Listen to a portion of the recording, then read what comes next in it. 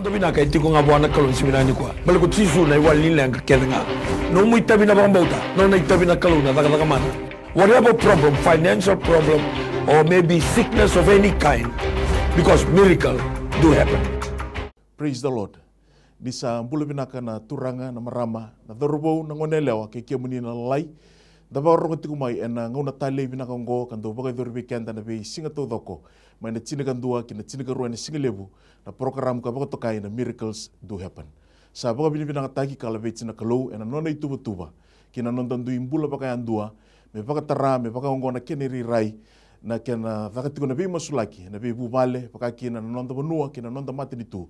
May na tinigandua kina tinigarua na bi singa kita sara moniti kina singa pakaruai. Total na singa tali ni kuwa, ni sambula binaka, turangan na marama, dorobo na ngonela, punon duin-duin di pakarong may kina. So ang bagay da takatiko, so sa gay sukit tiko may na rambongi na matakanday, so sa tiko boli makay vale, baka dangi tiko, weekend tiko na matakani kuwa, da baka binaka tiko na turanga, di si tundo no na ivengo ni mbula, sa raunin dang karabi kuya, sa raunin da baka binaka tay kuya, matakani kuwa, sa raunin da masuti kuya. Baka mbula talaga kina na matinitu di nonda banua. Turang na presidente no muni mata bubale. Ni sambula binaka ni mata binaka mai. Binaka boleh na pengarabi. Na matinitu na turang na lilu ni matinitu. Turang na prime minister no muni mata bubale. Leo ni cabinet kita sara no muni indu mata bubale. Siang ni ngule dabi na Tony Bay Sanga kina no muni indu mata bubale. Tamba na kita sara baka matinitu. Buni bola tundei ni bay ministry kebni kita sara na takadakan heads of departments. Takada kita sara baka matinitu. Siang ni ngule dabi kina takada baka kambani ni sambula binaka kita sabi kinda bagi tugani. Ena mataka ni kuwa na tali ni ngone turang o tisu. Sinungul dabi bangolan dabi kinda bagi na sana tinika bani non tabanua. Turanga na libe lulu ni busa, lulu ni matangali, lulu ni tokotoka, lulu ni matabubale, lulu ni matambosi ni tikina, pakakin lulu ni matambosi ni asana, kekia muni na lewena, kita sabi kinda bagian kina no muni mbula, ena tali ni ngone turanga o tisu Kristo. Siya ni ngule da mo bikin da baki kini songo lotu be tikin ngo Kristo da sambule viti ena ngona tali binakong don ngona binaka ning karebe kolo di bulu binaka na be kasilebu ni be songo lotu di bulu binaka na be tal ngase kem ni tal ni be tambata na tirara ngas ni lotu na iba katawa ke kem ni kete sarna linga ni be ngarabi turanga na marama dorbo ke ngone lewa di baka rongo tikumay na mataka ni kuani sa kinda baki ena da tali ni ngone turanga o tisu Kristo siya ni ngule da be mera kinda baki o irnandau tunin tikumai na be sai bura lube viti ni satu mai na be bonotani ngolem beka baka se ngolem beka ngapa ngande ngolem beka baka ngito se sani le ni bubale le ni bono tunde itu na bono ni sandu itu kina kima misaba kan bule tukai na bono binako viti mai suba na loma ni studio bidang ni mai tv ni bule binaka ni mati binaka mai na they chisu na mataka binaka ni singini ko not forgetting our English-speaking listeners who are listening this wonderful morning. We take this moment to greet you all in the mighty name of our Lord Jesus Christ. We are blessed for this opportunity to be a vessel to pray over your life, over this nation, that nothing is impossible with our God. Together this morning with my colleagues who are seated with me here, we take this time to greet you all. Whatever circumstances that you go through, we believe that the power of prayer and the power of God through this episode will minister into your spirit, will minister into your hearts, and will make changes accordingly to your need this wonderful morning. Weekend na baru ngonti kumai berangani na weekend begitu beron nongi tokani ikoro ningiri mai na tolu rua bitu limandua toluono 327-5136 mo mbita makina nung prayer request. For any prayer request this wonderful morning, you can call us on 327-5136 or text us on mobile number 9072-117. So before we proceed with our prayers this morning, it's humbling. Kata lewe mo kinda baka rono no itokani ronda be batekia una singa binaka ni kuwa. Turanga na italtala Joe Lavanua. Nimbulu binaka italtal ngase. Nimbulu binaka.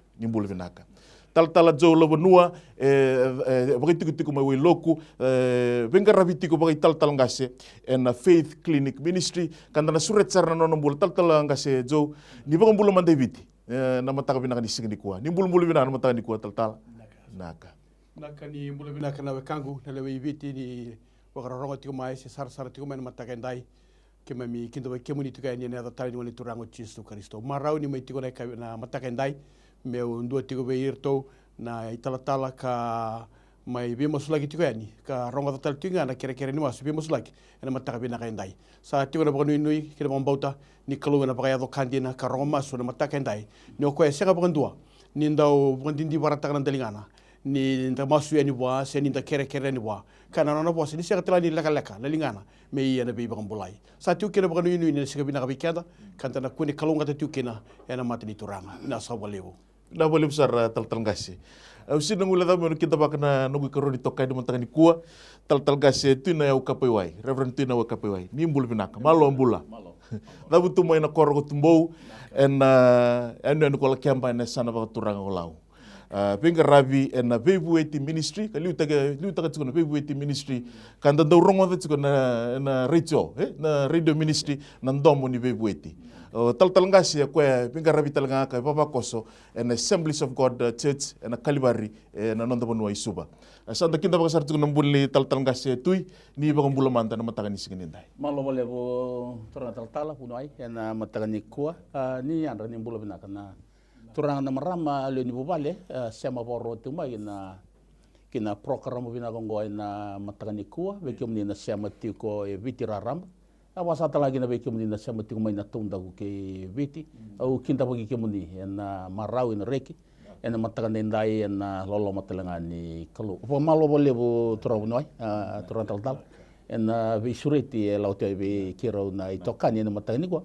Nda bo mai vi tokani watu tu na kana zolati waialo na wata ni vingara viti na bonua ke na vi katou lo era se mambula tu kina saka ndokai vai kamera liusar na matani ko sandin ka vi kenda na bosin koloni sayang vo liu masu wangu mutu na tamata e alo ndondonu sira ndo daga na kalu ke baga enda senga ni torundo ni kalau menda kalau ni kina hura se na yalla baya ni nonda kadiwa na kalu katal ngai tali ki na turun tala no na ni kalu enda urong masu ini sarung na masu ngai bukan titagi kenda ni kota ngai kana bose e va kal ndalinga tutu andalinga buru me va kal mai andalinga pina kan tondo menda kadiwa ngai kabi kenda na bose sagol ngani rongola ngai sum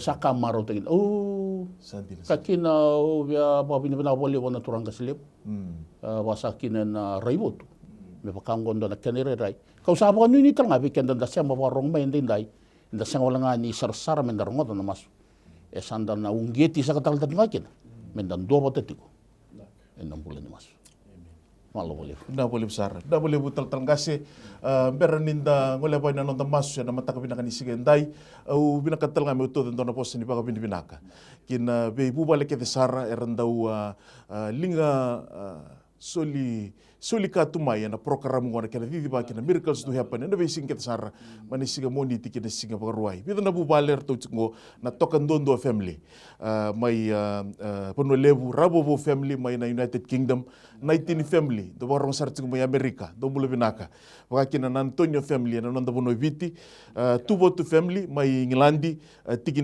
tiki nitambo family mai Ngilandi ribati ono family mai New Zealand wakina na ului viti family mai New Zealand binaka boleh besar na dondo linga tiku mai na kena rawat tiku mena kambura tiku kina na programu na besinga pagaruai wakina na nomundo titi maki na programu na singatambu sa pangulital nga na pabinibina kina My Television na marama na CEO baka kina na director ni My Television ni solitu endo na ngauna katale semada ba taltangas me lago patamay na bitigi na ngoi Kristo me may masu lagi tu na nandono bina boleh besar ni bakal silis ni My TV kem do kede na dorbo na ngone lewa do binga rabi na transmission team kim misaba ka binibina kina no ndo mbula sinngule da binanga silebu ni sungsumblut na New Methodist Christian Fellowship kay tal ngasi value ta kina Souls to Jesus Ministry wambo tani barong sartu may vono lebu na mantang ni kuwa erna binga rabi tiko na lutu to ko bata may lambasa na non na youth kiba misaba kan bulat tukan se na tali ngone turango tisu bina boleh buna raibotu bina boleh buna lu bina kana kena sureti wir na ngasi lebu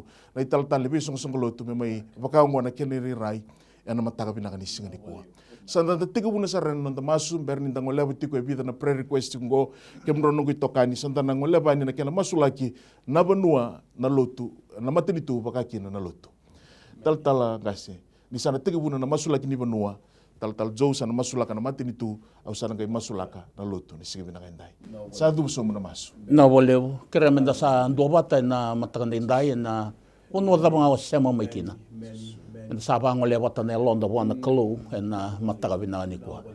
Ki mami sa zambe be ki muni na tamani loi ki mami. Na kalumbula, na kalundina, na kalugilo malangi. Na kaluga pa tusago chope na nomni tamata. Au sa kilani sa tuwi ki muni na kaukawa kedanga. Muni vai dorkina na kako ni sabi na kata. Kasasang ni dua banda roe rao na nomni lawa. Ki mami alo pa dengu ni ki mami lagu mai buana kaluga sa nona. Na kaukawa kedanga na lewa kedanga. Kana nomni bosa ki muni na ni mami tui, ki muni na ni mami turanga ni lawan dondon. Ki muni na buni ni mami lewa. Ki muni talenga turanga sa tuwi ki muni na kaukawa kedanga. Mami alo pa dengu ni ki mami zambeta indona pata-pata.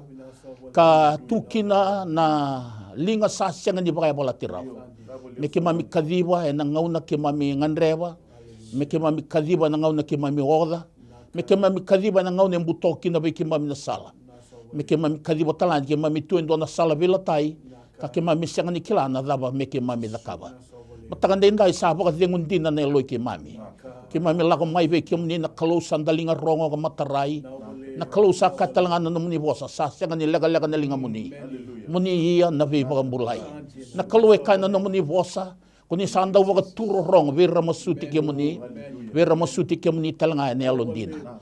Ki mami zambe ve ke muni na matakan dai. E na buku ni mami bonu e biti. Mami pag bina ka pag lebo ve ke muni. E zambe mai tandu mai na wanga ni kaulotu. Dila mai nararama sa seabo na buto. Kami sayada, mi may veki lai ki muni. Na puni mbula tau mundo. Akai ko choni na no muni bosa. Ko sa tuwa na luvena sa tuwe ko na mbula. Mai mi marau turani ki mi rai lesu na rau bagada na bagi sawoti. Me ado wende indai sa tu na kana mawe. Ka ke mi marau tani ki mai kunia ki na mbula lebu. Vai ta mera langi bagai uku ko go. Me ke mai bagai bota tukina. Ni buke ke mami ngaturanga. Me ka ko ni tangusi. Me kako ni ki mami le laba. Me kako ni alitani mai na lo mai ki mami na lo ki mami. Ni ko ke muni ndonga na kalu sabu ni mami mula. Kabu ni mami tiko binaka. Ki mami sa zambo ende indai turanga. Me ki mami zambor ni mami ponua. Mami sa pa zambor ne no pa turanga. Ita kaun robin bua ke maduata. Ki mami sa masu lagi ira ki be ki muni. Wer na turanga ni ponua pe lutaki, wer na rendi ni ponua. Kuwera na turangan ni matanggali, turangan ni abusa. Na vei toko ka kair na vei, matambure mo turangan na vei koro na ni mami kalo. Ki mami sa zambe vei ki muni. Mami via baka tu sa baka kina na kalo. Na ni mami sikal lutu, kina ni mami mula vei lutu yaki. Ka ki mami siya nga niya zobatu na bata ni kako ni ngandreba. Ki mami sa baka zambor, na puno vei kanya tulungo na kalo. Mami sa kere, me sa lutu mai. Na ilumu kina rani vei baka sabasabataki. May na tiko tambulo loma ni kalo. Mendirei na bonua. Kena mbarabi na kena ingoli-ngoli. Na kena umanggele turangan ng rai chisu. Ki mami alo baka dengo ni ki mami kila. Ki muni na kalo e kana no muni bosa. Nirakalibi ki muni na tamata rabe butuni. Karlestan may na non rasalada kena ibalbalada. Kuni baka ronga may lumalangi. Bokoda na non ibalbalada. Kuni ala na kalo ni kuni napakambula na non rabonua. Mami baka zambor rabe ke muni. Na kena umatamata. Kena kawatamata turanga. Era sama indua bata turanga. Na ilako ni bonua. Baka turanga itulungo ki mami sa masu be ke muni. Ki mami sa nanuma be ke muni na kalo. Ki mami nanuma na non rasasanga. Ki mami nanuma na non rambole-mbole. Ki mami nanuma na non ratuwa-tuwa ka. Me ki mami gay lako talibe idei. Sa tunga be ke muni. Na bosa ni mbula tao mundo. Ki mami indua bata kay Chosafati. Ki mami sasang ni klabo hindi na kami ki mami nakaba. Mata niya loy ki mami. Sa raiwe ki muni. Kaya no muni bosa turanga. Ki mami natalagi ki naulo ni bonua. Naulo. Sa takamay kina na ni mami buki-buki. Turanga chisu. Soba na ni mami kalo. Ki mami kalibi ki muni. E na buku ni mami bonongo. Ki mami sa masu. Muni sa non ray bota-bota. E luto may nararama. Dilabi na yalo na kalo sa buto. Kapag lesui na bonua kena kawatamata. Merasa lesu vei ke muni. Mami sana numa vei ke muni. Na pono vei kani. Na viano na ni mami kalo. Ki mami na numa na sana baka turang o lau. Na sana baka turang o may biti. Sana baka turang o kandabo. Ki mami raiwi ki muni. Ki mami masu ki mami sa thambora. Na vivo nongo ki vei ki muni na ni mami kalo. Mami sa tataw na kir na ni mami turang bale. Wir na maramo, wir na rendi ni bonua. Wir na linga ni vei rongo, wir na turang tama. Na thorvo na ngone lewa. Mami sa masula ka vei ki muni. Na kena umanggele, na kena ingoli-ngoli. Na vei indui vei kanya rasa sema tu. Ki na vei bonua baka turang ngo. Ki mami sa rai vei ki muni enda indai. Kana no muni vosa ne chobo buru-buru. Kakeve ngai sinai kina. Vei bonua ke ira tal ngai rasa tiko kina. Mami sana numa kina vei ke muni na turanga. Kena vei anu na kena vei kani. Mami sa kerea muni sa wano nova ni maroya. Ma sa lutu na tengu mai lo malangi. Ma sa vua ng gele, vaga lewe ng gele. Ni maroya na keningoli-ngoli me thambe na ika mai takali. Mera rawaka, mera mbula binaka. E na matanganenda. Ki mami sana numa talenga. Na vei mbole so, era dhuru matu era so tabatu. Ki mami alo vaga dhiengu ni ki mami kilai, sianga ni ndona mbole. Me lebu dhake, e vua na kalau ke mami ngaraba. Ki mami tuende indai, ki mami sa kalibi ke muni kina na kalau. Muni sa maroe, na bono vewe kanyo ngoe ende indai. Ki mami tatau naka, na sana vaga turanga o ra, na sana vaga turanga o mba. Ki mami sa vaga dhambora, vaga kina ki vei ke muni. Ki mami sa kerea na ni mami kalau, me sa sombumanda na nomu ni loloma. Vila mai na nomu ni rarama. Vueta na vambauta, ka vueta na via kani ke muni. Mami sa kere turanga ni adai chisu, ki mami tatau na gira kina. Wir na turanga ni mami vonua, wir na kena rendini vonua. Liu ni via busa, ni via matangali ni totoka. Na via matambure baka turanga, saulo ni kena matabubali. Ki mami sa na numa via ke muni indai. Ki mami baka thambora baka kina, non mbole, wir na, ay tambangone sa tu. Mami sa tatau naka via ke muni, non tuwa ka. Non lalawa ka. Na namuni vose ka veki mami.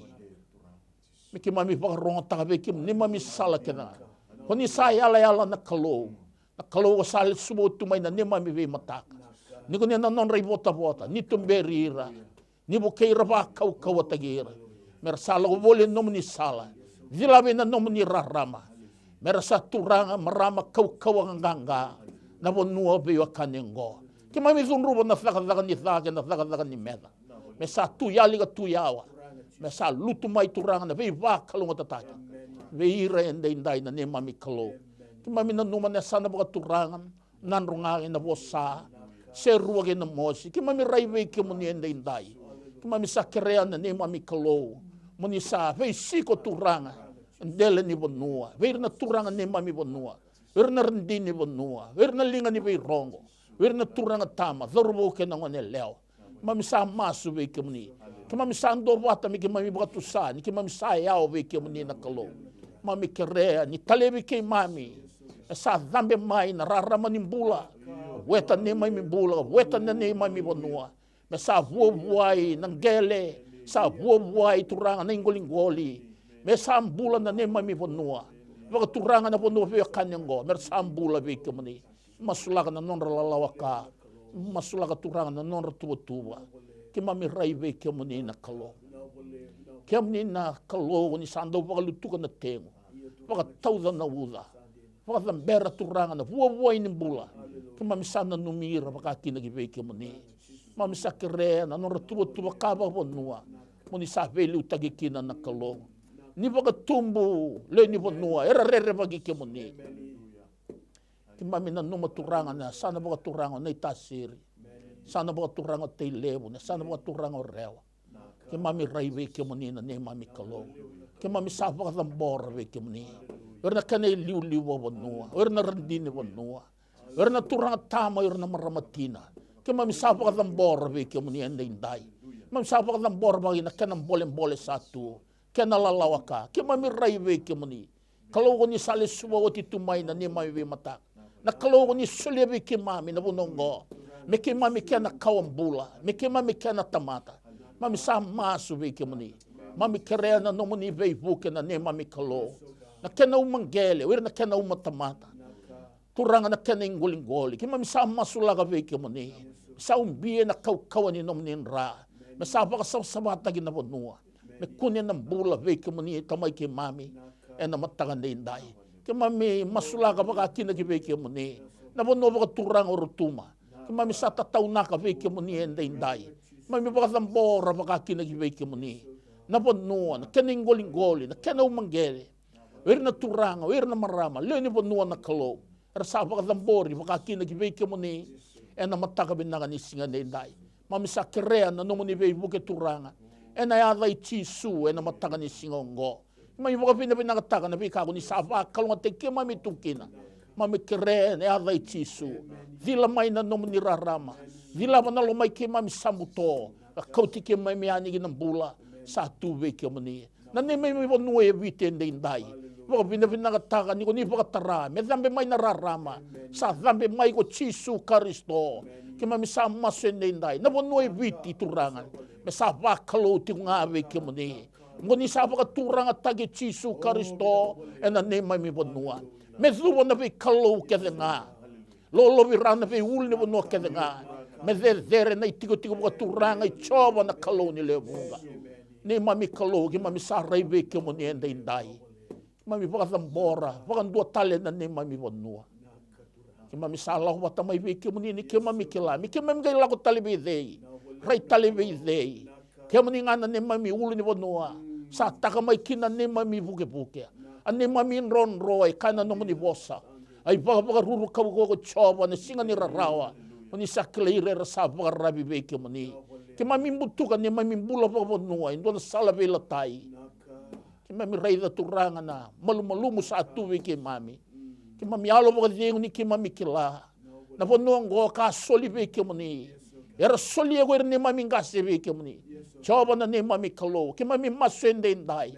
Ke mami na lube viti. Ke mami na kena kaumbula. Ke mami bulan donu maka na kena ngauna. Ke mami rai ve ke mani na ne mami kalo. Ke mami seni ngule dhame. Ke mami baka tusa. Ne mami bala-bala dhani bonua. Coba kaina no muni bosa ke bagai ta songolo malangi ke bagai senga ni tau na ula kaina no muni bosa turang ke bagai rasa ba malu-malum tagir ko ira na nungu tamata era sa ba to kai ne lang coba na ne mami kalo ke mami sa ba tambu ya tale ba dua nan delin so e viten dai ka ba tambu tau manda be ke muni dai na loma ni valengo na tigi ni awongo ke mami sapa ka iyo ve ke muni ke mami sapa ka iyo ve ke me no muni tigo nga me no muni tigo nga ni bokoda ne mami balbala da koni yala taka na kalo ni koni na bokoda ne mami balbala da baka sama te ke mami baka bula baka kina ne mami bonua kosa kana ne mami masu turang sada buti ka baka zamberian yalo baka bauta kana yalo baka dinata Uniala muni tisu Kristo na ne mami turanga. Ne mami bula dondonga. Amen. Haleluya. Ke mami baka pinipina katiko be ke muni na kalo. Ike mami be buke masuti ko na mataka bina kenda indai. No muni bose tukuna ke baka ke mami kere ni be ke muni na be yanu. Na be matini tu ni na solia ke ngete ni lenga ke mami. Na masu sama idambo na kalo sa vambo kina na banua. E ke memi samai kureo ngona kloni ke memi thomborna ni memi maten tu be ke muni ke memi saba ngomba te na no muni bosa matini tu na be luta ki samai be ke muni na kalo ia na mataka bina ka inda ituranga sama tata be ke muni sa bodi ba bundi be ke muni na ne memi matini tu na ne memi kalo turang ke memi saba bina ka taka na ngauna ke memi lago dhuru mationgo bale tango na ngauna sagani ngalu kina na ndomo muni ngo talanga na ngauna ni baka takila ke muni ti okina na ngauna ni baka takila ti okina na kalo no ke muni ndondonga na inui na kalau dina ndondonga senga nindo itu rabiti ke muni ka senga talanga nindo na waseba ti ke muni na no muni tutu zezere langi kandokai se bradava na kai senga na tamata turanga me bakanduria turanga indo tale na kalau kana somita ke muni o ke muni no muni na yoti ni lawa ke mami ngarabi ke muni ka bambauti ke muni na turanga no ke muni na kalau na isau ni wali ni langa membele tibiti ke mem sabra bina ke lebu na kalau turanga ni mati ni tungo asa dambori be ke muni asa soli telanga be ke muni na ni mami kalau o ira rabeli utaki era sama ingoleani era liu be ke mami na kalau era ndo baka tu sa no ke muni na kalau ke biti ye kita ulau mai na ke mataka ndai na kalau me kita me bande tal tu na baka tu sa ya sai ko no ke muni na kalau ke biti oni kalau ni tini kabana ya sana oni kalau na kalau ni donan rau Dios ngabul kalima na tikina oni kalau turanga ni donon dolu donan rau Dios ngabul katolu na koro na lama ni me bono biti oni kalau ni be yanu oni kalau turanga ni tokai tua ni ndalana ni kalau turanga ni nei mami banua o yana buna na nei mami kalau kita tukilo malang telekina bandua ka kerei ke muni na nei mami turanga ni tauri biti tele mata bandua na geteng ni lenga muni me bakana no muni yala turanga beirna no muni tamata na Israeli sabakaki na nei tonga ngandre na kai na mataka ndai na kalau sai ko o biti me no muni yau talei o biti me no muni yau talei na kalau o biti me no muni yau talei to sa dambora kina be ke muni na mataka ndai sai ko turanga na matini tu na be luta kina matini tu ke me baka bini kataka na non rambula na turanga na presidente na ni mami turanga sanga ni baka valaka na itutu baka be luta ke randam beta tigo na ni mami kalau ke me sa baka bini katanga na kalau turanga nyo ke muni ni na posa tigo na bunya lon na kalau na be luta ke na be kan don romai kina na baka tulewa don sombu mai kina na kalau ke me sa dam borra be ke muni ke me baka bauta ni ke muni telanga turanga ni non ra kalau ke me baka bauta ni ke muni telanga ni be baka taun de tagi tigo na kalau ye ni ya na be baka bulai ni ya na be sereki ni ya na be baka don donu taki ni ya turanga na sobaraka tio ke beira na rei botu na rei yawa na baka tulewa binaka membaleta turanga na ni mami liutaki na ni mami matini tu be ke muni kita usanga ni ngula laba na kalau ke me dambora baka bina kataka na be liutaki telanga turanga ena lo mani matini tu bona turanga na prime minister ka baka talaki na turanga na moleo ni boselawa beira to ko sara turanga na minister erna buke ni minister ena be tamba daka ni be ngarabi mo matini tu e biti turanga ke mami sabu ka bina kataka turanga ni ngwe non ranga una tiko na ni mami kalau ye turanga sanga ni non ranga una wala nga e non ranga una baleta ni selieti go beira ke mami baka na numa tu be ke muni na kalau ni non rambura na be luta ki sa tiko nga na gete ni linga muni ke mami ngandra ba na kalau turanga na be luta ki ongo me kune kina na linga muni sando dina me kune kina na no muni daga mana me kune kina na kalau na no muni baka ya dokana ni mami kalau me kune turanga na ni mami bonua so ko we re lulu binaka era rere bagi ke muni era maroro na no muni sabsaba era tutaka na no muni ndina era kadibaka na no muni ndonu era baka rogo te ke muni na kalau kara tusa na katigo na beinga na kelanga ni sai ke muni ndondo na kalau ke biti turanga na mataka binaka indai ni tako soba na belu taki na lemani ni mami matini tu na kalau sanga ni baleta na kalau turanga mera baka loma kina baleta na kalau mera ni tandola kina na loma langi kaka soba mai na no muni bei ba kalau ngataki ena buku ni mami banua na tamai ke mami sare tu ngabi ke muni na mataka indai ni ke mami baka mbauta tu na ni mami kalau na sauni taro kelenga sa tiu ngabi ke muni na wali ni lenga kelenga sa tiu ngabi ke muni na bei ka kelenga ki mami ngandreba me binaka kina na mbula me binaka kina na belu taki me binaka kina na matintu sa tu ndondo ngabe ke muni e sangni rawni ke bukara rabi na yaw e sangni rawni ke bukara rabi na ni mami raw ka e sangni rawni ke bukara rabi na ni mami kila ka e sangni rawni ke bukara rabi na ni mami ndona ka ne sai ke muni ndondo nga sa kaina kana na ndoni same na kalo sa buni ni mami tio binaka sa bu me bi ke muni na ni mami be ka binaka kelenga ke mami sa bu bini binaka kina turanga na mataka ndai na kalo ni na buki taleba turanga na matini tu muni baka takila ke muni tio na turanga me avo kina turanga na mbula ni baka taro be ke muni baka sangara ke muni turanga ka taraka zingoma na kalo sai ko na no muni be lutaki ena buku ni mami matini tu na mami kalo ke mami na numu talanga na norto mbula na be kani turanga na toni be sanga ke to na numu na kalo na non rambula talanga na be songo baka politiko rekana liu karala lao tele tinga ki be ding ke misana na magi tio ki no gona kalo turanga na ni mami ngandre na mataka ndai sai ko me mbasi ke turanga sai ko na be lutaki e baka rogo te ke muni ka baka dorna lo muni na ni mami bonua na ni mami kalo ke mi sabu ka bini bina kina baka lebe ke muni turanga en no rambula oira na be lutaki na be tambana baka matentu wir to na buni bola tunde ya tambada ka baka matini tu na ni mami kalo ka batala kina na tambani benga rabi kenga ke mi sabu ka bini bina ka tanga na kalo department heads turanga en be ya sai biti na be tambana ke ni matini tu ke mi samas ni na ia na be ba kalo ngatataki ni na ia turanga na be tumberi ni na tanto laba na matanda me na reida na be kabayalo ka reida na be kaindina na be kai sabsava na be kai binaka na be kai bakalo na be kai na laba na lomalangi na be kai na be sautaga na ni mami turanga mai na parasa ni lomalangi kina dona lomalangi e ka soba ba eu me kina na no muni tengu kina no muni be bakalo ngata taki. Pakatala kina na ni mami banua. Ena biso takana ni mami banua. Mana banua e prasa. Me ado na kalau me buai. Me ado na kalau me bakalewe. Me ado na kalau me basika. Sai koe turanga na nomuni biba kalau ngata taki. Ena lomani ni mami banua. Kaya misabu ka binibina kataki na non rambulan dari bingarabi. Mami maso na sigalo bentai. Ni selia na yalo ndina. Ni selia na yalo sabasaba. Ni selia na yalo ni bingarabi. Ni selia na yalo ni loloma. Na yalo ni kawai na ni memi kalau. Na yalo ndau bei bukei. Ni buke na ni memi bula. Me ke memi dua bata turanga. Enda buke ni memi tarada ke bata na ni memi banua. Kala beta da ki ni memi banua bei kemni. To sa buta na bosi bang bau tongo. Me baka tau yang ataki na yalo ke dengan indui. Baka tau yang ataki na yalo ni bei sei. Baka tau yang ataki turanga na yalo da. Na yalo ni mbuto mbuto. Na yalo mbuta koda na no muni tutu ke na no muni serau na ni memi bula. E na bula ni mati ni tu ni beluta ki na mati ni tu. Ni buke na ni memi bula. Me ke memi lilia na bei ngau na ke nga. Baka wasibi na ni memi beluta ki ni mati ni tu. Me rawa turanga ni kau mai na loma ni memi benua. Sei kwa na bei kai binaka, na bei kai sabasaba, na bei kai bakalo, na bei kai bakata ka nalo mamuni. Turanga obitia ngandre bikemuni. Na bei luta ki ni mati ni tungo e ngandre bikemuni. Turanga nai liu ni bei tambana todo ko era ngandre bikemuni. E se ani rani zaki tagi raho na ndino go na klo. Baleta ne walilaga ni tarongi na buku tu bikemuni. Na no muni bose tukuna ke bakamba nga keme ngandre na buku me kemi kere ni bikemuni. E ke to sa tu turanga na mataka ndai. E na kemuni maliwa ke na banua na klo. E na kemuni maliwa ke na mati ni tuongo. Ni ke to sa masuta na turanga na ke na ndondo na linga muni ka baka doka e na nema mi banua na nema mi klo. Binanga bole bu turanga na sa taba turanga na binga ngandre todo embasi ka mimi berando ni bingarabi ni linga ni bingarabi.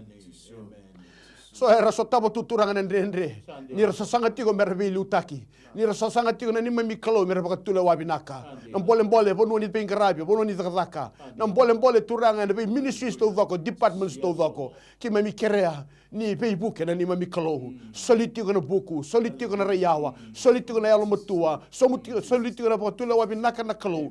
Turanga membeleta na ni mami banua. Ni mami ngangana na kalau sai ko na mati ni to biti. Mendota ni mene be mati ni tu kedanga. Baleta ni mati ni tuongo na kalau e bakara rabi be kemuni e nui tangi kemuni e bakam bauti kemuni e tuda ke na nomuni bosa na nema mi kalau ke mi sabo ka bina ke na lebu na turanga ni mati ni tu turanga ni satunga na geteng ni ngamuni oni na maroroya oni na tango maka oni na ia na be bakam dolu taki ni na ia telanga na be bakam sama taki turanga on ni na bakam duria o ira erlo mani kemuni na nema mi kalau ke mami dingo matiko Nyo ngona non raya woti ko mati tu ye kem sa dingo matala tinga na kalo nyo kemuni na kalo sai nomuni na yoti ni lewa ni ba kalo ngata ka non rambulan to ni bingarabi ni ba kalo ngata ka turanga na non sasanga na be be ba torza kita ke so na budi kana kiti tiko membele tipiti raramba ni ba kalo ngata ka turanga na be la lawa so ni ba kalo ngata ka na ni mami kalo e be lu taki ni mami bonua pero kobindo kai ba derdere kina na zamuni tambo saba ke mami masu era baka binaka na da muti talei turanga chisu na ibang bula. Amen. Turanga binaka boleh buna mataka binaka di singantai. Dona mataka talei di relang matamai na lubem ni merbai masuti ke muni tsoba. Na kalau mai lo malangi na kalau ni Israeli, kalau sangan ni susobu semua dan dona ngauna. Kalau ko ni sandau so mana masu na dini no muni bosa. Do tangi mai bea na ronga di beke mundo. Au na baka takila beke mundo na be kanrenre buni do sasangan nikla. Na boleh buna mataka ni kuwa. Na boleh buna ulu tangai rua samai labe te beke muni tsoba. Kim na sinwala dami kim masula ka beke muni na lotu Yesu Kristo sambula na nema mi banua binaga boleh bu nortoa tambe mai na lotu tau manda bina boleh bu na kena mai baka rara mata kena nema mi banua bina boleh bu na kena samboko na lobo bina boleh bu turanga tisu na kena sa lutu na iwau na kosipeli ka tambe mateki mai na nema mi banua kima mi ndambe ni kwa mekima mi relesu mekima mi kaya sabi na kangana kalau ni Israeli sabi na kangana kalau kau na kalau mai lo malangi na kalau ni be bunua kedenga na kalau ni be tamba tamate kedenga tamangu sam masula ka beke mani be tiginango ke sari Kristo ena mataka binaka di singa ni kuwa non rembulan ng kasi lebu ni bay song lotu ba Kristo ke sara binabole mo na tambana lebu na lotu waisle turanga na presidendi buni wala lebu na turanga non tombula ke sara na italtala tamba daga ke masula kan tombula liuta kirto na bay singa ke sara bay ba ko kuata gina turanga na kena tuta gitigo no muni bosa bo sibin lotu tsisu na rabi na lodi benua me lesu na yalo me lesu bay ke muni tsaba binabole mo turanga na lotu katolika sama sula kan kena liu sama sula kan rembula ke sara ndau ni bay ngarabi ir ke sar lo ni song lo tu na turanga nungu kalau be baka halo be baka indina ni be buke na turanga na kena tambana ke sar nungu kalau ena singa bina ka dikua bina bole no tu kabitu na kena be ministry ke sara era sa sema baka kina nungu kalau sa masulaka na ada tisu di baka ya to ka ir na ngasilebu ir na be tal linga ni be ngarabi liu takira na kokwa mano ni adamu ni tisu ena singa bina ka dikua siningule dabi na Pentecostal churches ke sara Assemblies of God of Fiji na nungu kalau bole ni ngasilebu na turanga rotumbula ke sara na ministry sema kina songo lo tu na turanga ir ke sara na tal ngase belu takina be bali lotu ir na songo lo tu na turanga belu takina non rambula baka do kata mango na mataga binanga ni singa ni kuwa ni liu taga tiku na nungu kalau ena baka tau tu tir kono go siningul da na CMF na turanga na ngasilebu na nungu kalau non rotumbula ke sara na tala no ministry ke sara sema kina CMF ada tisu kima misavi ngoma no muni be bak koko ataki na turanga no muni be talebi ena baka tau tu tir kono go binabole na all nations turanga na ngasilebu non rambula na mata bubale baka kina tala ke sara ministry ke sara sema kina all nation ada tisu sakadiba no muni be lutaki no muni be su tabi kina non rambula ena mataka binanga di singa ni kuwa sinmula dabi na gospel na nugu kalau Pentecostal churches ke sar na turanga benga selebu ke sar au sini dabuta na dan rabe ke muni chaba ke muni kila melo malangi nugu kalau non rambula na ngasi lebu ke sar non rambula na tala ngasi ke sar non rambula na tala ke sar ni velu taki na singa bina di kuat tamangu muni ngarabi nga baka lo ka baka indina me tutaki ndona kana no muni bosa ndonga ena baka tau tu ngono au sakadiba ndo bata au sakadiba na be taurilinga au sakadiba na yalo bata au sakadiba na yalo endei na turanga ena ndona baka mbauta ndona kalau oni sa ne mami kalau Yesu Kristo ena mataka bina ka ni singa ndai bina bole buturanga na be ngada ke sara ni be ministry ke irna ndo be siko na bali be besu irna ndo be siko be rabun rabua irna ndo be siko be na yali tu na turanga irna send forth boys na nuku kalau irna mission boys na turanga so na bubale rakota tu na kemuni tukutuku ena be indalana na be toka itua sora sokota na be wasa sora bondo na motoka sora tumbale rabosota turanga na be kar lagu du ruma me kaunga na nomu ni bosa kimsa masu tsoba na kalu ni lebunga ninga so tabana non rambula so tabana non ramatu bubale ena dina be kemami na kakuni kaya langi na ban rakota na itukutuku binaka na bole buturanga irna overseas evangelist na nuku kalau irna ka lewi biti sar kau kota tu nomu ni bosa na buno lebu ko China buno ko Asia na turanga sora tiku sar mai Mexico sora tiku sar mai na Afrika na nuku kalau na bole na be continent ke sar mai Afrika mai Europe sar tiku kina na lewi biti rasa kota tu na kemuni tukutuku kemisa baka bini bina kata na siga bina ni kuwa sanga wala ngani kima mi avingoma na rauna mbaki sawoti sanga wala ngani kima mi avingoma tamangu kima bisa mai kota tale na tukutuku ena baka tawo tso ngono bina bole bu na alu bina kan benga rabi na num kalo bina bole bu turanga ni kemuni na suleti ko ngamai na bossa mbula na bossa mana me baka dodolu tagi tiko kina na lako ena baka tawo tso ngono kima mi sinu ngule da batalanga masula ke kemuni na merda di be songolo to turanga irando bossa sibita tu na songolo to turanga nungu kalau ni lo manira na mataka ni kuha so rando undusia tu na tala ni kalau so rando undusia tu na taka ni turanga tamangu ni baka do kaki na non rambula na mataka ni singendai ni lo manira na turanga so taba na ngandre tu lo mandra sianga ni ko ira sabosa endo na yalo bela sa tiko loma kima misa maso na dai tisu ni na daburake na singa tale bina ni kuha kima mi daburaka na yalo ni baka tatao na turanga kima mi daburaka na yalo ni be sei baka lotu kima mi daburaka na yalo ni be mba kima mi daburaka na yalo ni be indusi kima mi daburaka na yalo ni stubbornness na turanga na ni mami banua ena baka tawo tu sinu ngo bina bole buna mataka ni singa ndai bina bole buna lotu Yesu Kristo ena tumbu ena buroro ena sanga ni ndona kai baka tawo taka na turanga me baka na posko ni akabe pita dala ni batu ngo na tega buta kina ngo songo lotu kima mi baka rabi kina batu ndombau kima baka rabi kema ni choba sama baka rabi kema ni choba tsaire choba rafa choba iskendu wani na taka mana ni singa bina ni kuwa bina bole buko biti kena lotu kena banua kena mate ni tu na bole buturanga na dhambo masube kemuni na mataka di kuwa na bole budi kuni rongoda ningai liu tagi kimami na masu na mataka di kuwa ni sotaba na ngangani na mataka bina ni singa di kuwa salabeti sarukobi sandokai na dhamuni o na hadha tale na hadha mana hadha itisu na nima mituranga Tisu na nima mi bakambula dina rokobi tali wasivi ndobonga amen tisu naka bida tsuka na text tsuko kemro na nugu tokani ndatu sana masula kasarani na mataka bina ni singa di kuwa tal ngase kapaiwai dona turanga ngoi teksi mai ni tuna sali tiku tale kenan dona tangani pakawati mai New Zealand o tiku ambaki tirikan dua ken nona bubale sa tingo viti masula ka batike dona dorbo e vengula ka kata songa tal tsinga nona vengu ne dana ko simi ona kera moni masula ka tal ngase dona turanga esa bitir to na nona lani bale sali tiku mai New Zealand maka kenan dona dorbo ne dana simi vengu ada tiku na matangani kwa Mbere na maso wina kata mo wande takarobika da ni kalu e nona nela ka. Amen. Amen. Menda sa wina maso e na dai tisu. Kima misa kadibi ke muni nei tau ke ni alo ke. Kima misa masula ka na bubale ka dabute ende indai. Nambula ni vio kani na kana mai ramusu. Kima misa kadibi ke muni na kalu. E na matagande indai. Ke muni na kalu ni mata bubale.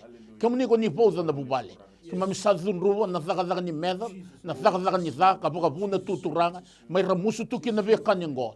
Kima misa kadibi kemoni ni semata, ni baka binakataka na mataka ni singa nenda. Ena ya dai tisu, kima misa baka roro taka na muni, ni koi kemoni na kalo ni vei banua kedenga. Koni tiko na vei sana kedenga, ena vei ngau na kedenga. Kima misa zambora vei kemoni na bubale ngo enda indai. Ena ya dai tisu ni koni na semata, baka roro taki kina na muni na turanga.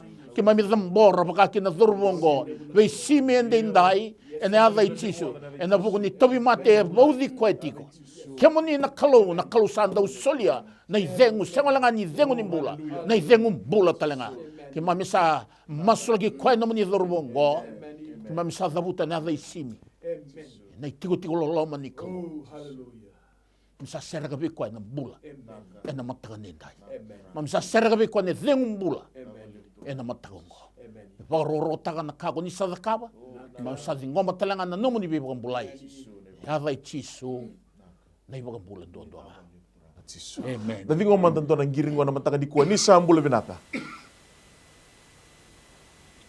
ni sambula binaka ni bosmai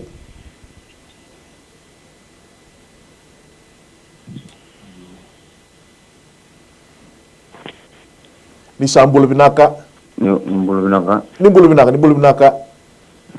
dona kere mai au kere meu masulaki sa buling tabio tu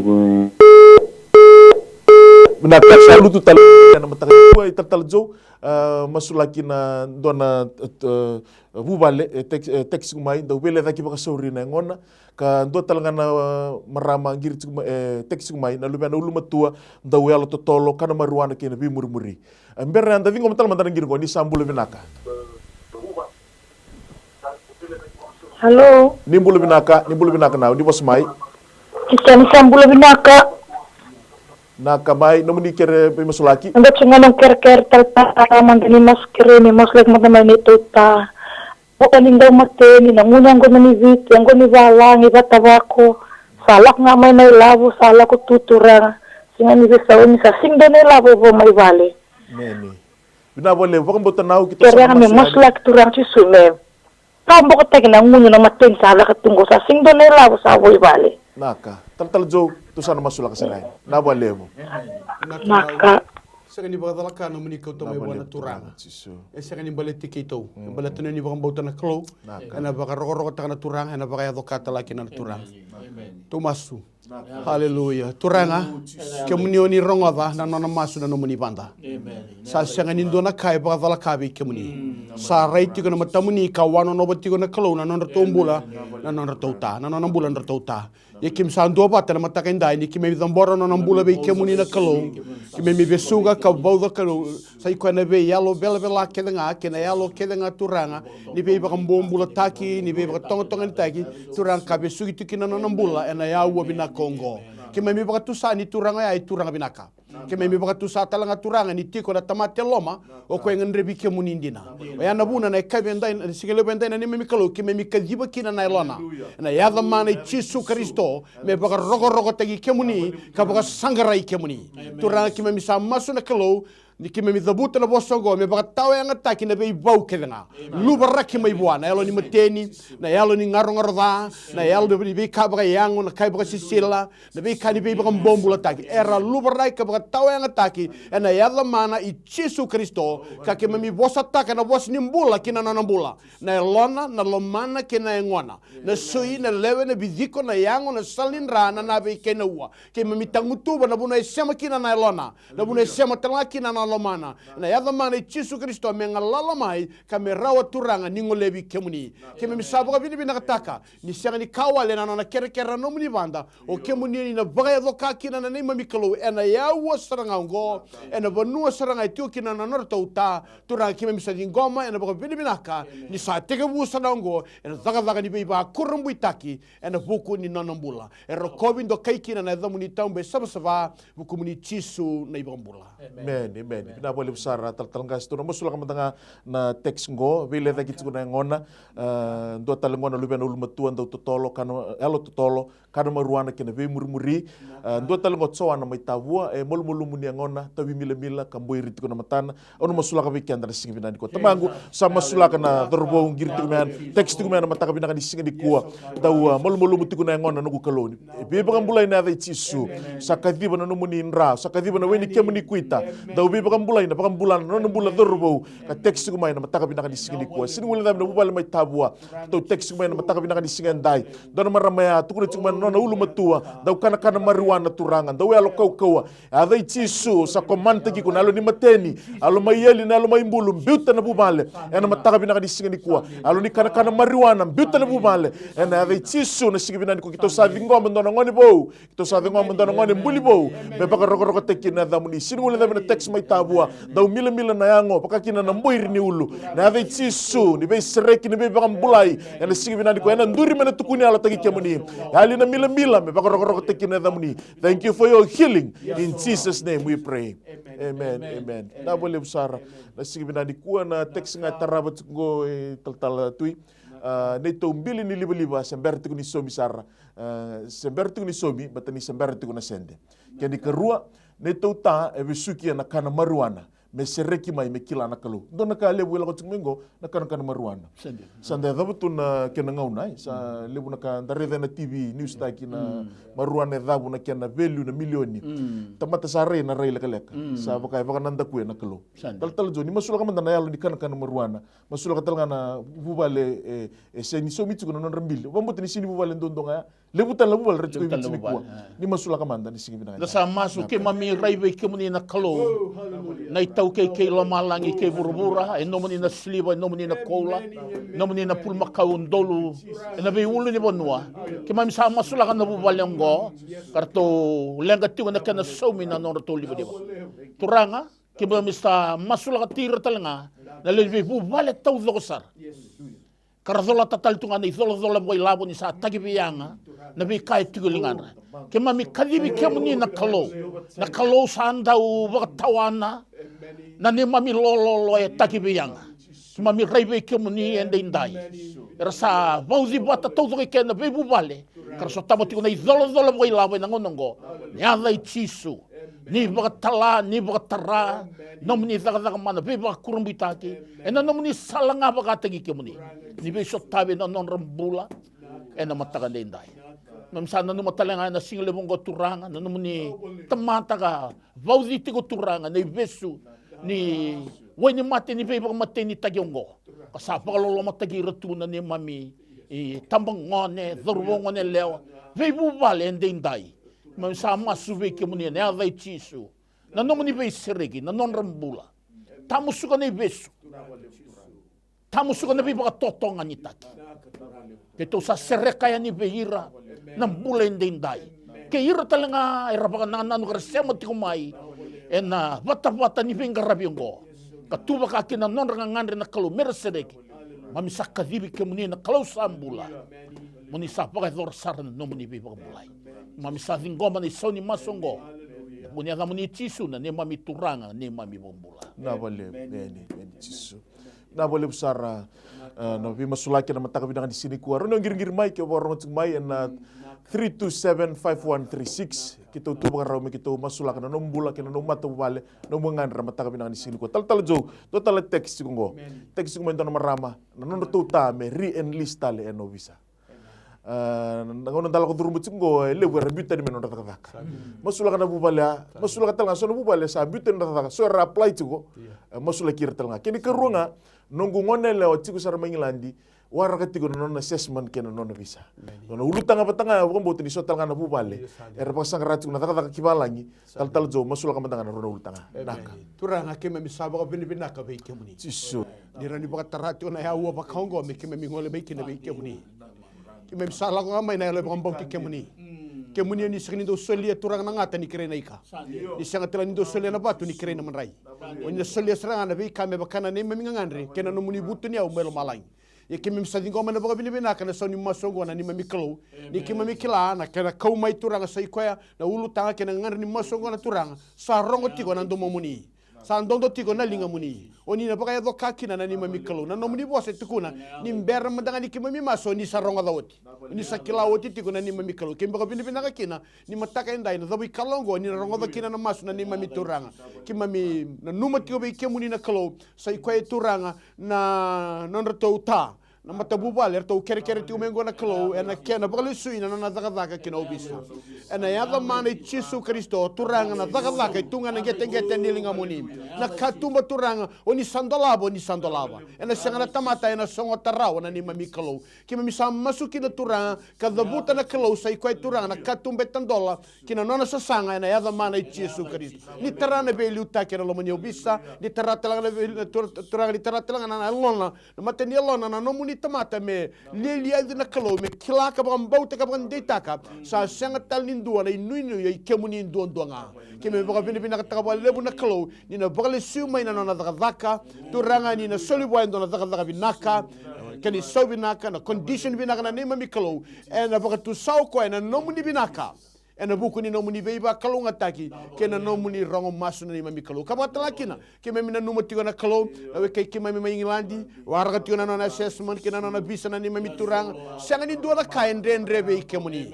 keme mi kadibo tigo na kai sanga ni rai ni keme mi bakam bauta tigo ya na nomuni bosen di ala ni keme bakam bauta tigo na kalo na be kau ni ala kina oni do baka dora me baka kina keme sa masukina na kalo ni takosoba ni be baka rautaki ni dalaba na katumba turang ni baka rautaka me rau naka pa dori pa binaka na assessment binaka boleh mo na kalo na buku ni bisa na yada mana Yesu Kristo ni na rawata na kalo turanga ka pa data ke na buku ni nanranga ngandre na tigo boli mai ngilandi sa ding gomi na buku binaka na so ni masungo na buku ni Yesu na ibang bola amen Yesu na vingo mandangan do nang giringo na matakan ni kuwa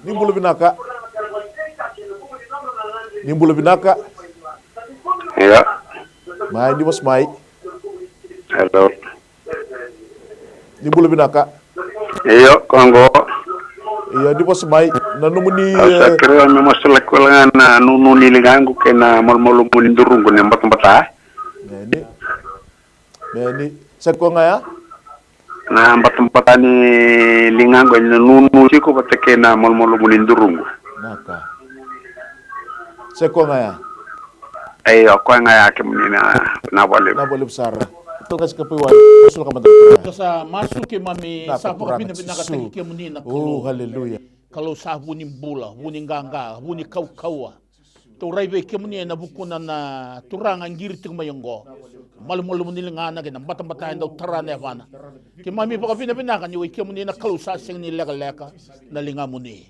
Mami kere turangan ni tatar saragi ni ngona ni pauza na batang-bataki na malu-malu. Ena hadai Yesu ni pagazor na besireg na bibang alalataki.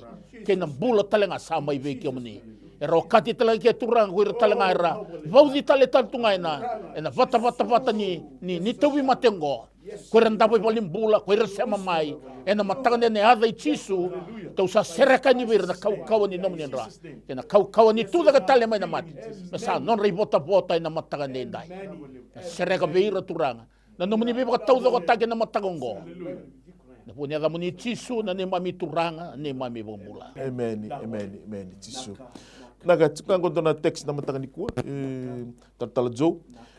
Doon na daka ni tuta pateke na lubena yang bakin dua esember ni lako binakatiko. Auna sematirau pateke dua talanga na kina teksi mena matangani ko na lubeng gue sa bula bitu se buki taki tiku nga esember ni toso. Wambot ni lewu talango ne ratiko na matangani ko era alko turu mutingo ni berre anda digo mantangan don gir ni bulu binaka ni sambulu binaka.